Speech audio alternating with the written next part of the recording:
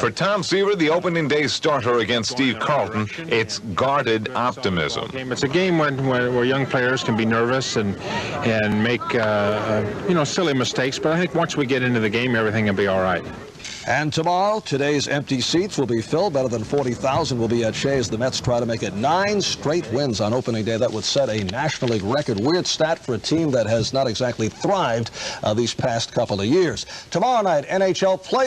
The Major League record of 9 straight opening day wins set by the old St. Louis. Sounds like the Mets, not noted for dazzling folks once the season gets going. But today at Shea, a superb performance by the Mets. Beat the Phillies by the count of 2-0. That well-known battery, Governor Mayor Mario Cuomo and Mayor Ed Koch on hand for first ball honors. Koch left after the first. Cuomo stayed, which may tell us Koch had more pressing business or that the mayor had his fill of baseball. Tom Seaver made his return in grand fashion, pitched 6 scoreless innings, forced to leave because of a pulled muscle, not involved in the decision. Also a strong effort by Steve Carlton, but the Mets scored 2 in the 7th. The first run on this bases-loaded single by Mike Howard. Howard had struck out 5 times, 6 previous career at-bats against Carlton, but it was the rookie Doug Sisk pitching the final 3, picking up the win, getting the veteran Tony Perez on the pitch in the dirt to end it. Mets over the Phillies by the score of 2-0. Better than 48,000 turning out. Mets' largest opening day crowd since back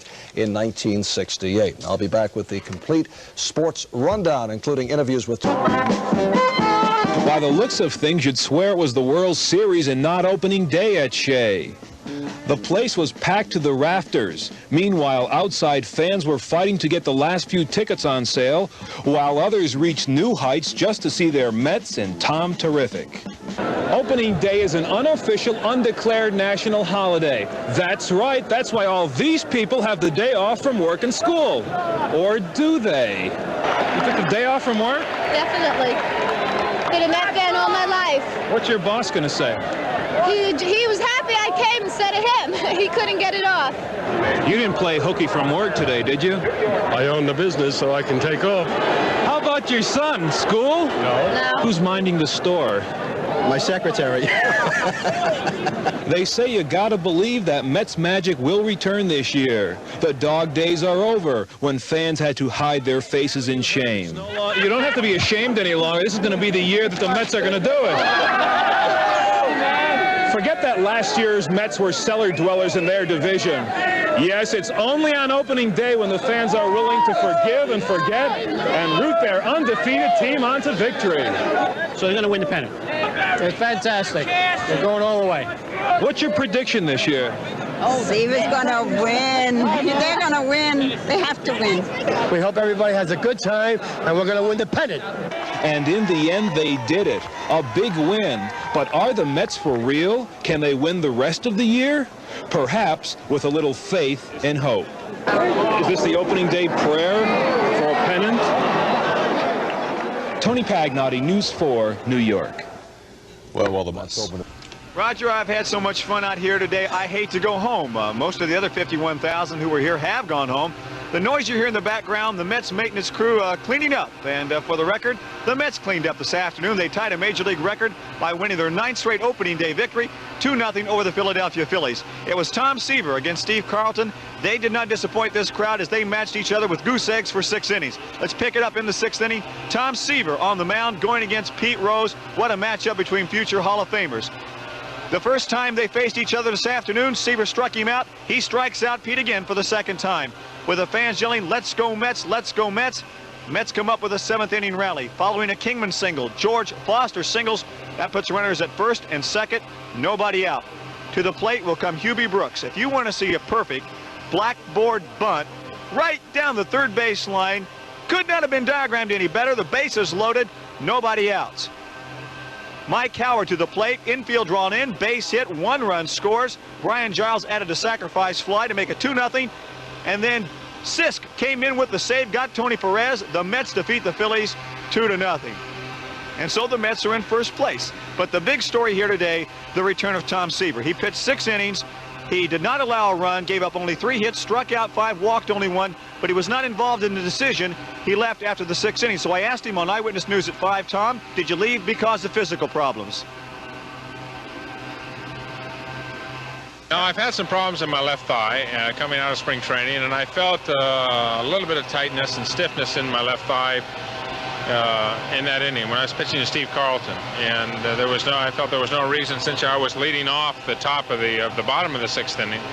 Perfect spot to pinch hit for me, and for me to go back out there the next inning and really tear the muscle or whatever, and where I'd be out maybe 2 or 3 weeks, that would be very unwise to do. So in my mind, the best thing, I got my 6 innings in and kept our club in the ballpark, and there's nothing more really that I could do.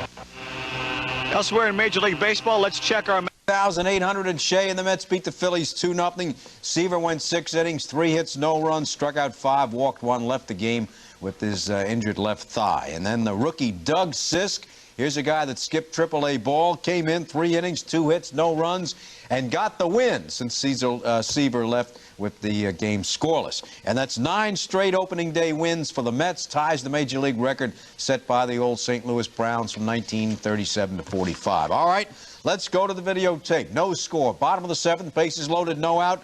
Rookie right fielder Mike Howard, and it's a base hit in the left field. Kingman scores, 1-0 Mets. Then Brian Giles comes up, fly ball right field. Pete Rose playing right field goes back, and Foster tags up after the catch.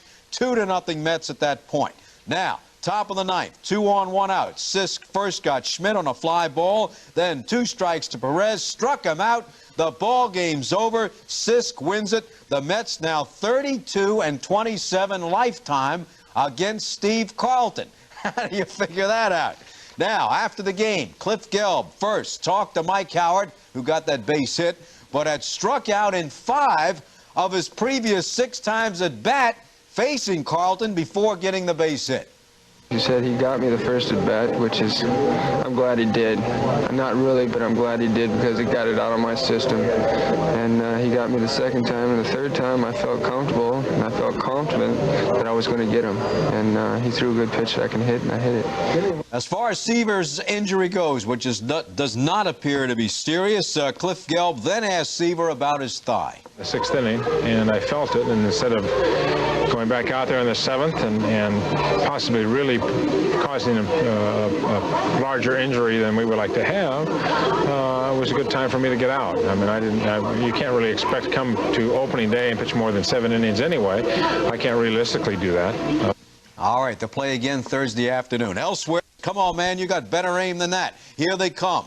This, however, was an apparent retaliation to Dennis Eckersley, who earlier had hit Mullenix after his home run. Nobody thrown out of the game.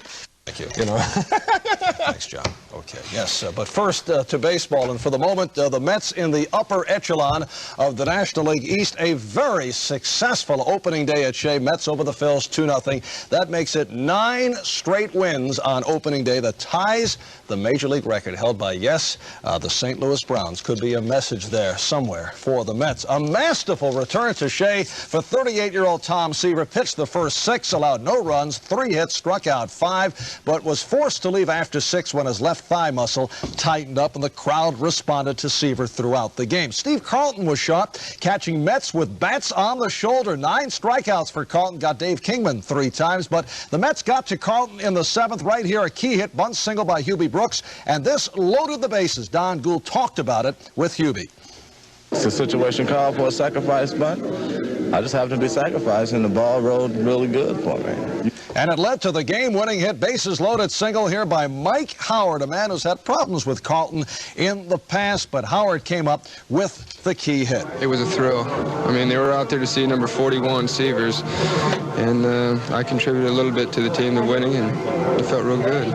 On to the 9th inning, fans at Shea standing and rooting for the rookie Doug Sisk. Mets win it by the count of 2-0. Sisk concluding matters. He struck out Tony Perez to end the game. 48,682 at Shea, the Mets' largest opening day crowd since 1968. Yankees. Gould appeared on the giant diamond vision screen. That handsome little devil introduced Tom Seaver's return to New York. Tom goes 6th inning, gives up no runs and 3 hits. Someday they'll make a movie out of this whole thing. By the way, one game today, Expos beat the Cubs 3-0.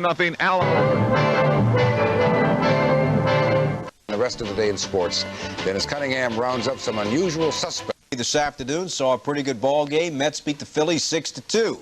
Swan was the winner. Neil Allen came on in the 7th, got the save. Let's go to the videotape. Bottom of the first, 1-0 Mets, and boom! George Foster, opposite field home run, rose into the near look up. That made it 2-0. Bottom of the 6th, now 3-1 Mets. Brian Giles with a base hit by Morgan. Danny Heap, who had 2 doubles and a single, scores. That makes it 4-1 Mets. In the bottom of the 8th, now 4-2, bases loaded, and Ron Hodges sticks his bat out and bloops a base hit in the center field. Foster scores to make it 5-2. Mookie Wilson walked with the bases loaded, forcing in a run 6-2, and that's the way it ended.